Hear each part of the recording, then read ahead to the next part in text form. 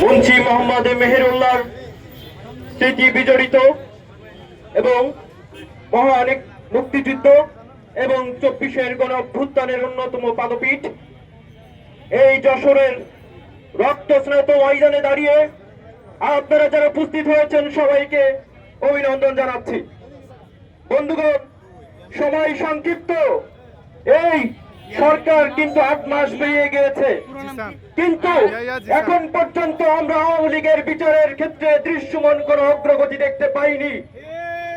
আমরা অত্যন্ত পরিতাপের সঙ্গে বলতে চাই, গণ অভ্যুত্থানের যত সময় পেরোচ্ছে বিভিন্ন জায়গায় আওয়ামী লীগের তত পুনর্বাসন হচ্ছে এবং অত্যন্ত পরিতাপের সাথে লক্ষ্য করেছি এই যশোরে আওয়ামী লীগের কিছু ছাত্রীরা তারা মিছিল করেছে। আমরা জুলাই অভ্যুত্থানের অগ্রনায়কেরা বেঁচে থাকতে যশোরের মাটিতে আওয়ামী লীগের রাজনীতি করতে দিতে পারি না। বন্ধুগণ, আমি একটু ইতিহাসের দিকে ফিরে যেতে চাই। 1972 থেকে 75 সাল আমরা লক্ষ্য করেছি স্বাধীন বাংলাদেশে যখন আওয়ামী লীগ তার শাসন কাঠামো শুরু করলো, তখনই আমরা দেখেছি তারা কায়েম করেছে বাকশাল। তারা মানুষের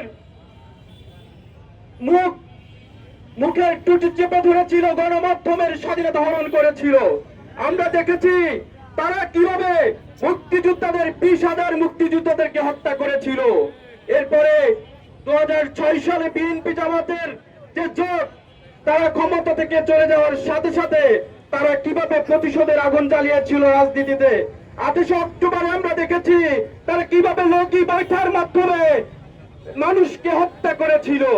এরপরে আমরা লক্ষ্য করলাম 2009 সালে বিডিআর তথাকথিত বিডিআর বিদ্রোহের নামে কিভাবে পিলখানাতে 57 জন সেনা কর্মকাণ্ডকে হত্যা করেছিল এবং এই হত্যার পিছনের মূল মাস্টার মাইন্ড ভারত, আওয়ামী লীগ এবং শেখ হাসিনা। এরপরে আমরা লক্ষ্য করেছি 2013 সালে কিভাবে নিরীহ আলেম ওলামাদেরকে হত্যা করেছিল এই খুনি স্বৈরাচারী শেখ হাসিনা। এরপরে আমরা দেখেছি আল্লামা দেলোয়ার হোসেন সাঈদের রায়কে কেন্দ্র করে পাখির মতো হত্যা করেছিল শেখ হাসিনার পুলিশ বাহিনী মানুষকে। এরপরে আমরা 2021 সালে আরেকটি গণহত্যা দেখেছি।